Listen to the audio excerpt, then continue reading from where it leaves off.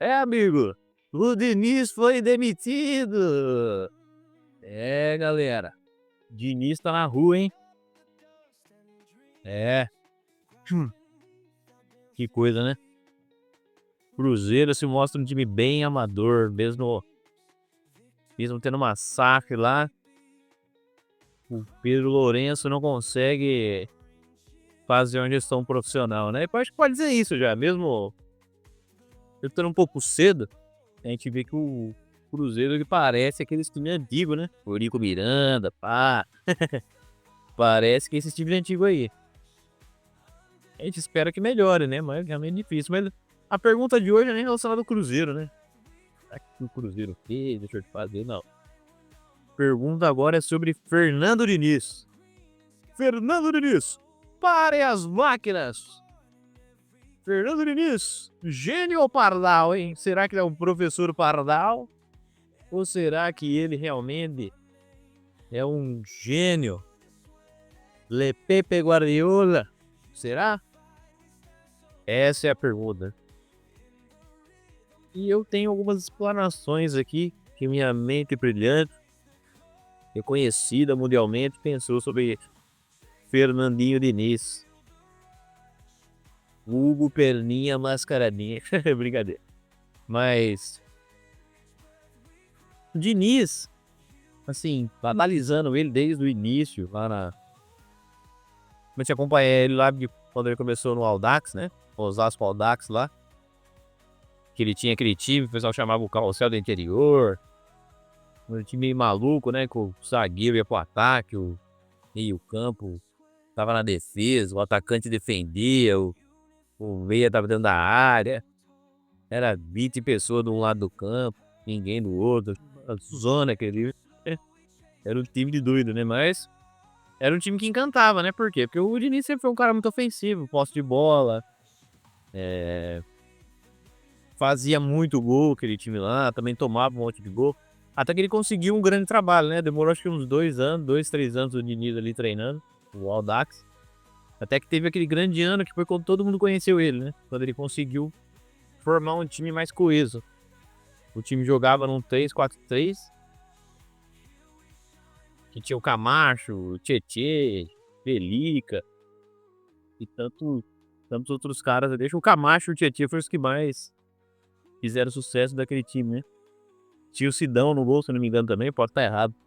Mas o Sidão, se eu não me engano, era o goleiro. E era um time que encantava, né? O time jogava muito bem aquele time lá, jogava bem mesmo. Fazia muito gol, tomava muito gol, mas também fazia bastante gol. Era um time deveras muito bom. Então, assim, ali o Diniz eles jogavam no 3-4-3, né? Era um time muito rápido, os atacantes eram rápidos, todo mundo contribuía. E na hora de defender, aquele time não se defendia bem. Porém, qual que era a tática principal do Diniz daquela época? Era buscar. Então, quando ele tava lá no Audax, era um jogo assim, né? 3-4-3. Posse de bola, e na hora de defender, ele. Assim que perdia a bola, todo mundo já corria para recuperar, né? Assim como o Guardiola faz, os técnicos que usam com o jogo lá triado na posse de bola, eles fazem, né? Por quê? Porque a posse de bola é um jeito de se defender, né? Quando você pergunta, ou já perguntaram várias vezes já o Guardiola, o fato de ser tão ofensivo assim, ele fala assim, na verdade eu sou muito defensivo. Por quê? Eu acredito que a melhor forma de se defender é você tendo a bola a maior parte do tempo. Então, quando eles perdem a bola, tem toda uma correria para recuperar essa bola o mais rápido possível. E o Diniz aplicava isso lá no começo, quando os jogadores perdiam a bola, todo mundo corria para recuperar. E ele continuou com esse ideal aí, ele acabou perdendo a final contra o Santos, né? Naquela época lá o Carlos Lima tava jogando muito bem e ele não conseguiu superar o Santos. Jogou bem, mas acabou perdendo algumas chances lá de gol. E o Santos aproveitou as chances que ele teve. E o Audax foi em segundo daquele campeonato, certo? Depois o Diniz quis ficar mais um ano lá no Audax, não aceitou as propostas, sair. Foi jogar no Paraná Clube, aí brigou lá com a diretoria, brigou com o jogador, aí sempre brigou lá, não deu certo. Aí depois ele, se não me engano, no ano seguinte ou no mesmo ano, eles fizeram um rolo lá com o time de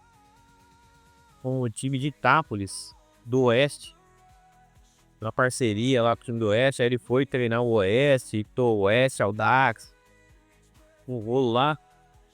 Aí ele conseguiu ficar numa posição relativamente boa na Série B. Boa não, né? O time não caiu na Série B, que era o objetivo. Tinha o jogo até que interessante, mas nada muito importante. Até que ele treinou mais um Campeonato Paulista no Audax. O Audax caiu para a segunda divisão, porque vendeu todos os jogadores, já não tinha mais a mesma pegada de sempre. E ele não conseguiu manter aquela essência, né?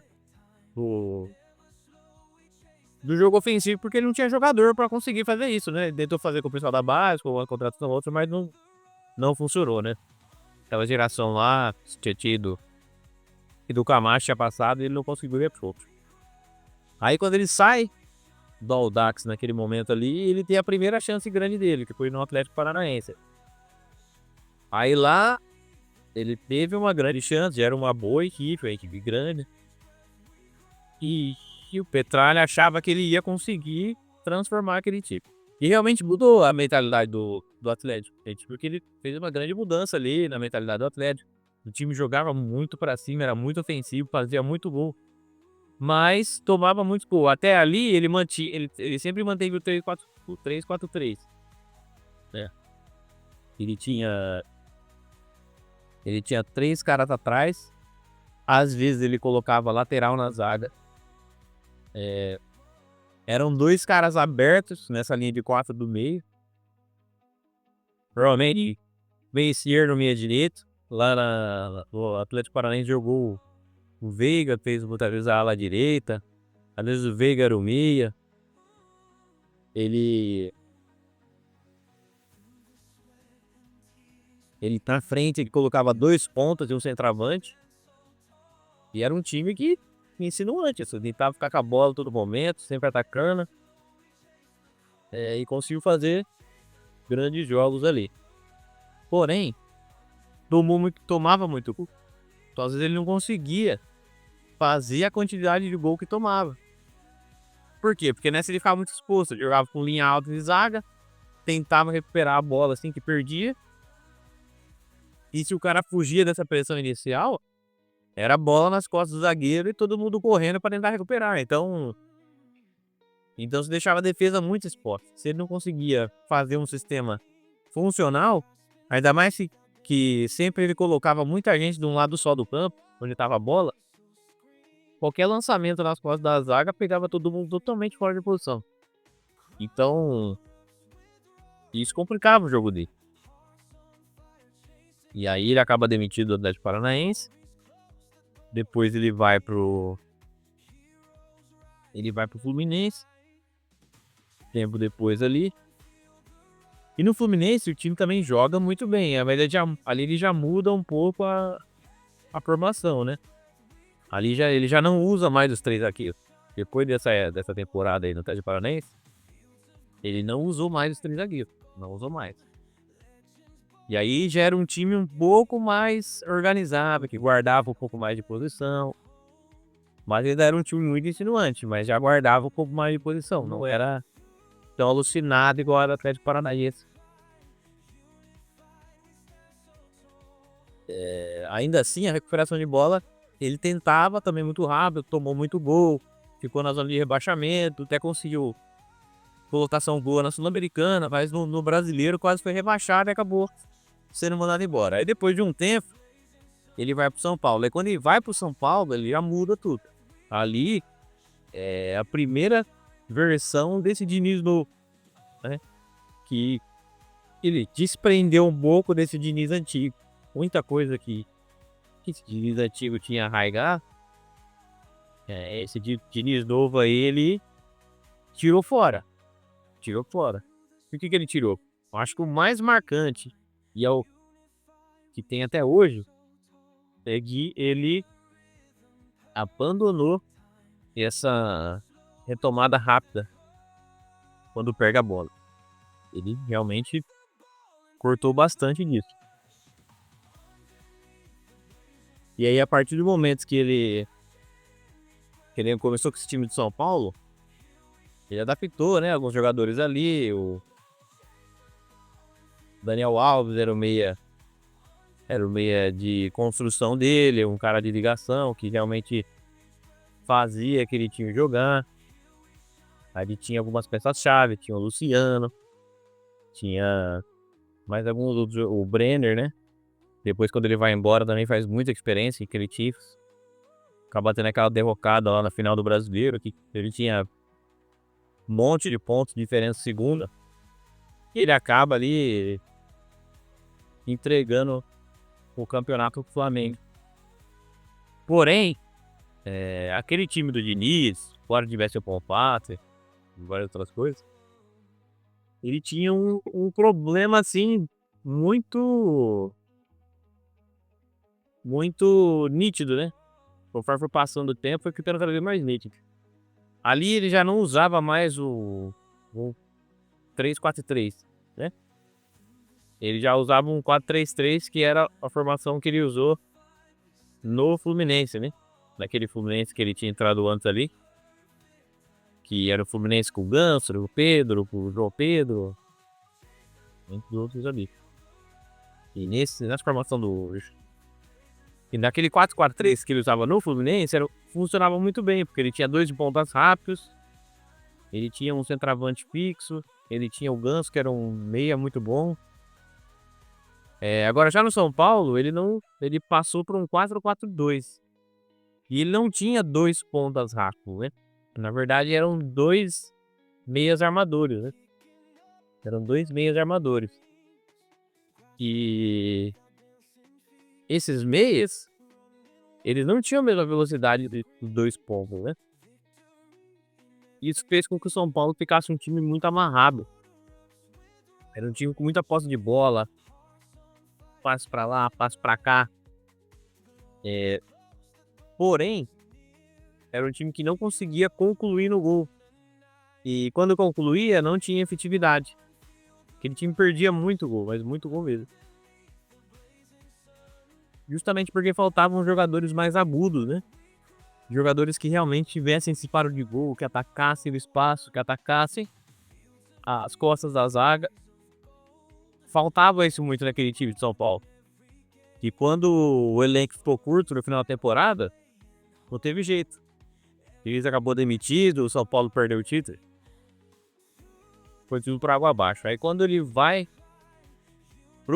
para a segunda passagem do Fluminense, né?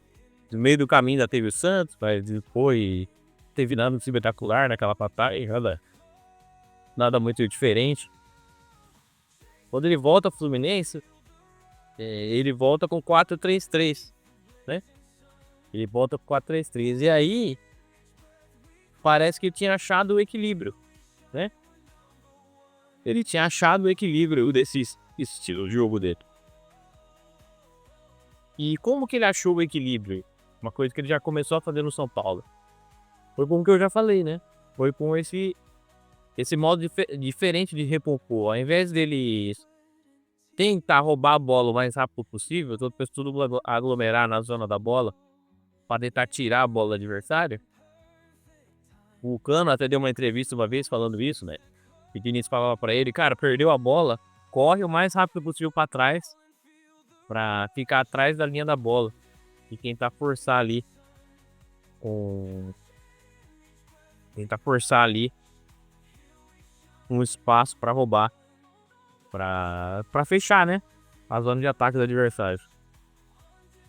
E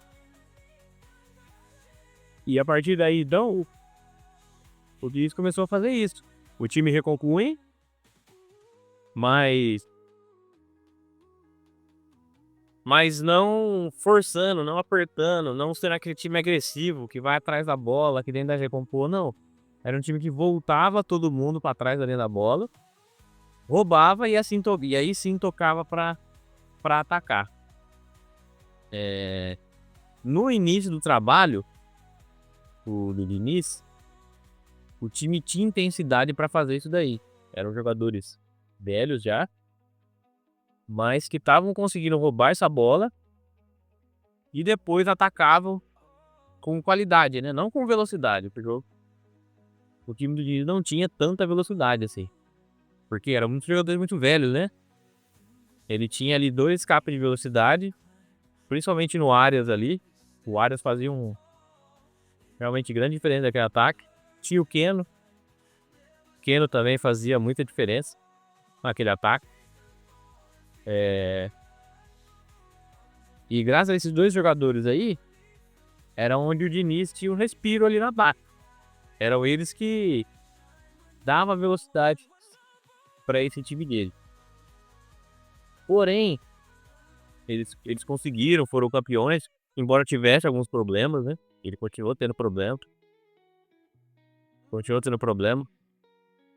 Mas era um time mais equilibrado, o time tava encaixado, tava tudo dando certo.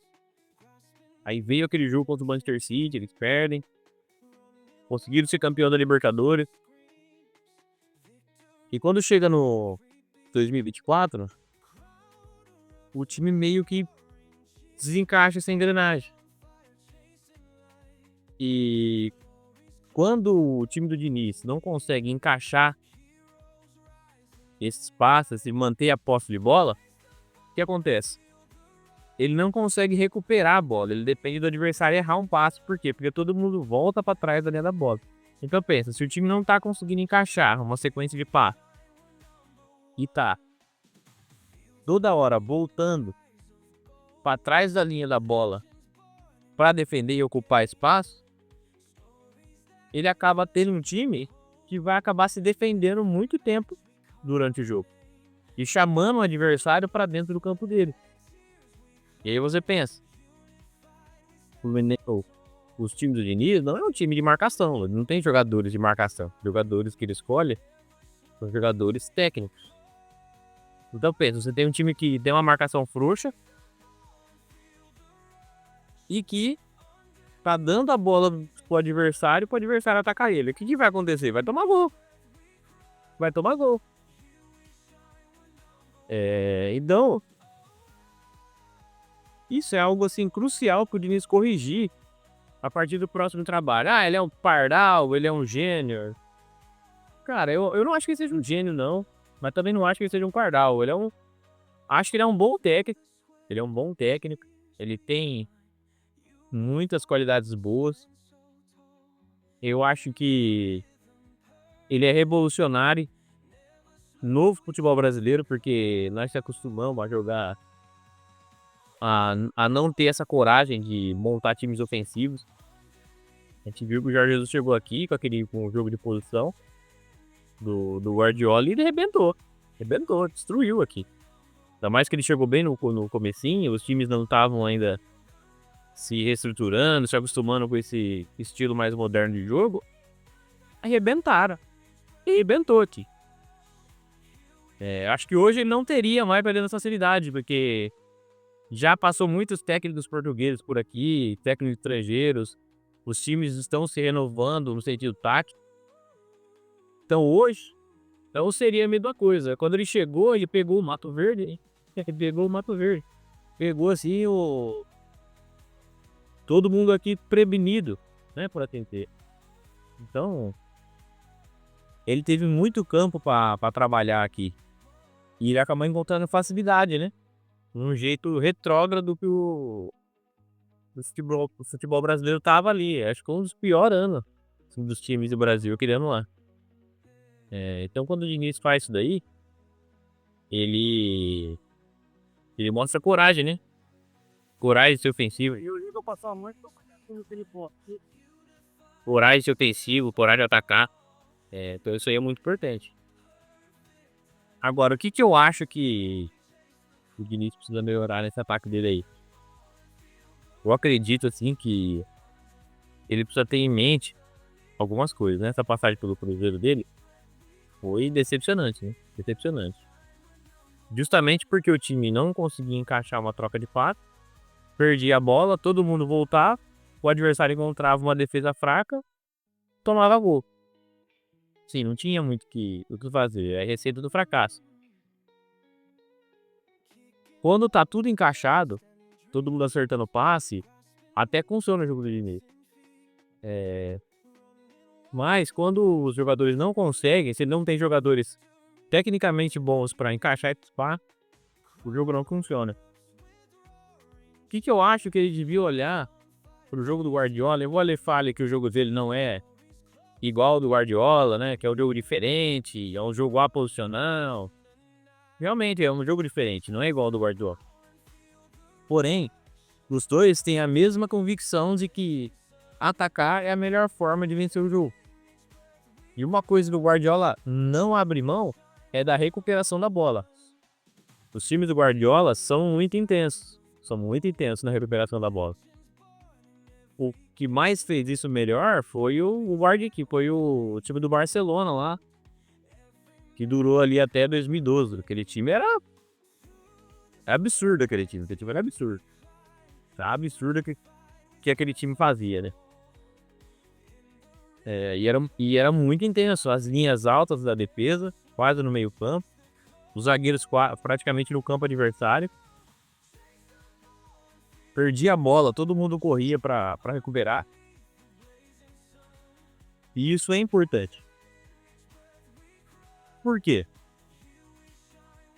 Porque quando você quer jogar um jogo ofensivo, você não tem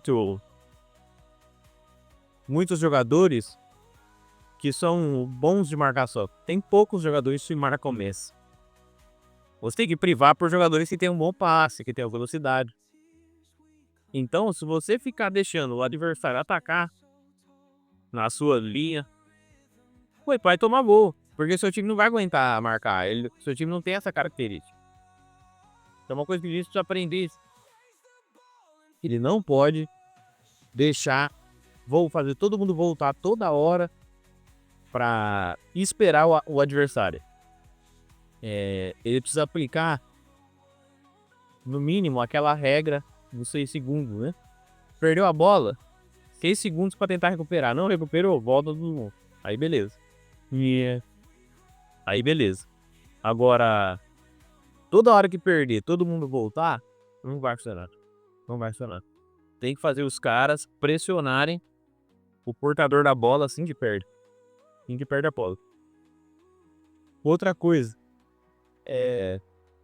Não dá pra jogar no 4-4-2. Não dá pra jogar no 4-4-2. Não dá. Ele tem que obrigatoriamente jogar com 3 caras na frente pra abrir a zaga adversária. Porque ele precisa de jogadores de velocidade ali, né? No 4-4-2, normalmente, ele tem 2 meias, né? Que não vão ser rápidos igual um ponto. Se ele tiver 2 pontas e 2 atacantes, o time fica muito desequilibrado. Ele fez algumas vezes no Fluminense, mas não era algo que ele podia fazer habitualmente, porque você não consegue manter isso, né? Todo momento. E pensar também se os 3 zagueiros não são uma boa opção para ele. O Guardiola achou uma formação, acho que foi quando ele foi campeão da Champions 2 anos atrás, que foi com 3 zagueiros, 2 volantes, 2 meias, 2 pontas e um centroavante. Uma formação muito boa. Foi praticamente um 3-4-3 ou 3-2-4-1, né? Se você quiser modernizar o jeito de chamar. 3-2-4-1. Entendeu? É uma boa formação também. Você consegue a largura do campo, você consegue defender bem. Tem 5 jogadores ali postados. Ele colocou vários zagueiros ali, até de volante, para ajudar. Acho que foi até o Stones que jogou de volante. O Walker ele colocou na linha de zaga. Outra coisa também importante. Diz pra você entender que ele tem que ter jogadores que correspondam às características do jogo dele. Igual, ele tava no Cruzeiro, ele tinha dinheiro, ele tinha que ter batido o pé para trazer os jogadores que têm a característica que ele precisa de jogo. Ele tinha que ter batido o pé nisso. O Guardiola fez isso no Manchester City. E ele tinha que ter feito isso lá também. Ele tinha que aprender. É que ele quer ensinar o jogo dele pra todo mundo. E isso, quando você tá num campo em que você tem que ganhar amanhã, não é ganhar daqui um mês, não é ganhar daqui 3 meses, não dá pra você ficar ensinando a roda pra todo mundo. Não tem como. Não tem como. O Guardiola mesmo, ele não faz isso. O Guardiola não faz isso. O Guardiola, ele tá a todo momento, embora ele ensine, né? Claro, o jogo dele para os jogadores dali, ele sempre faz uma reformulação quando ele chega no elenco novo. E por que eu uso muito o Guardiola? Porque, dadas devidas proporções, né, o estilo do Guardiola é muito próximo do estilo do Diniz. É muito próximo. Eles têm as mesmas características mentais, né? De como atacar no campo de jogo. Eles são muito parecidos, assim, né, em personalidade. Então eles têm que fazer isso. Eles têm que fazer isso. E tem que priorizar isso daí. Os zagueiros têm que ser rápidos. Os zagueiros têm que ser rápidos. Os laterais têm que saber defender. Tem que saber defender. Eles podem atacar bem, mas eles têm que saber defender. Olha como o Walker foi importante pro Guardiola. Olha como ele direto ele coloca zagueiros que para atuar na lateral. Ele tem o Ake lá, que era zagueiro, virou lateral com ele. Ele tem vários jogadores, Guivardiol, que é zagueiro, virou lateral. Então ele tem esse costume de fazer isso. Outra coisa, os zagueiros têm que obrigatoriamente conseguir saber jogar com o pé. Ele tem que saber jogar. Tem que ter como característica principal isso daí. O bom passe e velocidade. E também ser alto. De preferência, mais de 1,80. Não dá pra ter zagueiro baixo, não. Tem que ter zagueiro alto. Por quê? Porque ele vai tomar muita bolada nas costas. Tá ele. Ele vai tomar muita bolada nas costas. Vai ter muita bola atrás ali de zaga. Então ele tem que conseguir arrumar isso daí. Não dá pra ficar dependente de ensinar um zagueiro a fazer essas coisas, porque não vai dar certo. Os meio-campos, os meio-campistas, eles têm que obrigatoriamente de muita intensidade. Muita intensidade. Não dá pra ter meio-campo que não corre, que segura o jogo, que. Ele pode ser um cara assim, igual o Ganso. O Ganso era assim. Mas esse cara tem que ser o meio atacante. Ele tem que ser o meio atacante. Ele tem que. Ele pode ter um cara ali mais livre que vai conseguir. Se for um 4-3-3, né? Tem que ter um cara ali mais livre que vai circular o campo inteiro, que vai organizar o jogo, que vai tocar, que vai acertar. Igual o Ganso era, isso aí tá certo. Ele precisa ter mesmo. Ele tem que ter um camisa 10 assim, né? Mas tem que ser um cara que participa do jogo, ele tem que ser intenso. Se ele não conseguir ser intenso durante todo o jogo, o jogo dele também não vai funcionar. Nas pontas, ele precisa de pontas rápidas, de velocidade, que vai para dentro da área, que chuta gol, que finaliza, que dribla, principalmente dribla. Pode ver Guardiola, esse dá preferência para pontas que têm o drible acima de tudo. É isso que ele precisa. Pontas dribladores.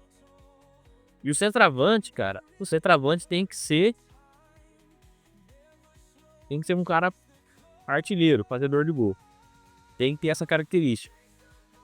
Não pode ser um centroavante que ajuda a recompor, um centroavante que é bom pra dar combate, não. O centroavante tem que ser um cara fazedor de gol, um cara que não perde gol ali dentro da área. Se ele consegue unir um time assim, com essas características aí, o jogo dele vai funcionar. O jogo dele vai funcionar. Então, parte de estratégia principal: melhorar a recomposição quando perde a bola. Não fazer toda hora o jogador voltar tudo. Ele tem que ter ali uma pressão, nem seja mínima. Por exemplo, o exemplo da regra ali dos 6 segundos. Ele pode até estudar o Gegenpressing lá, que os alemães fazem muito, né? Joachim Löw fez lá na Copa do Mundo 2014, ele ganhou aqui. Depois o Klopp também fez, o do Klopp ainda mais intenso, né? Com muita intensidade. Ele pode estudar um pouco e aplicar naquilo, na recomposição. E no momento de atacar, ele pode fazer do jeito que ele faz mesmo, mas ele precisa ter jogadores com características mais agudas, né? Igual eu falei, centroavantes goleadores, pontas dribladores e com velocidade. Um meio campo muito intenso, muito intenso. Ele nem precisa ter um volantão de contenção, mas ele tem que ter dois caras ali que vai para o ataque, que volta para a zaga, que tem bom passe, que tem um bom poder de marcação.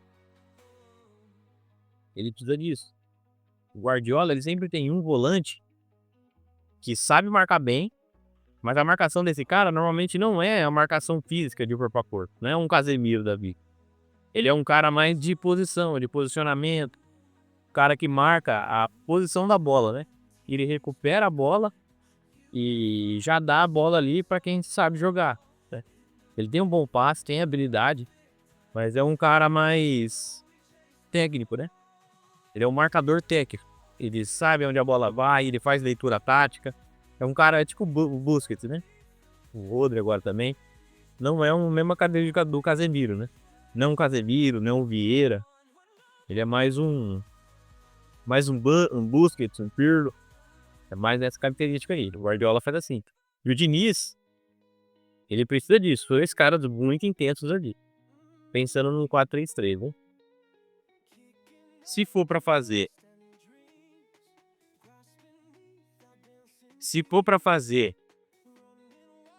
o 3-2-4-1 do Guardiola, tem que ser algo parecido.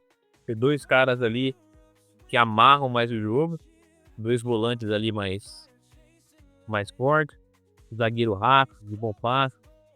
O goleiro também precisa ser sempre um cara que sabe atacar, um cara que sabe dar o passe, que sabe sair jogando com o pé, um goleiro rápido.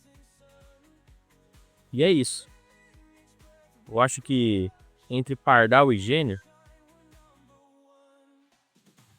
o Diniz fica ali no nota 8, né? Eu acho que ele é corajoso, tem uma ideia diferente, mas ele não chega a ser um gênio, não. Não é igual o Guardiola, né? Mas dá pra ele fazer muita coisa. Valeu, pessoal. Então, se gênio Pardal, eu fico com gênio. Mas não acho que ele seja gênio, não. Ele é um pouco acima da média, por assim dizer, e tem uma ideia de jogo diferente. Valeu, pessoal. Falou.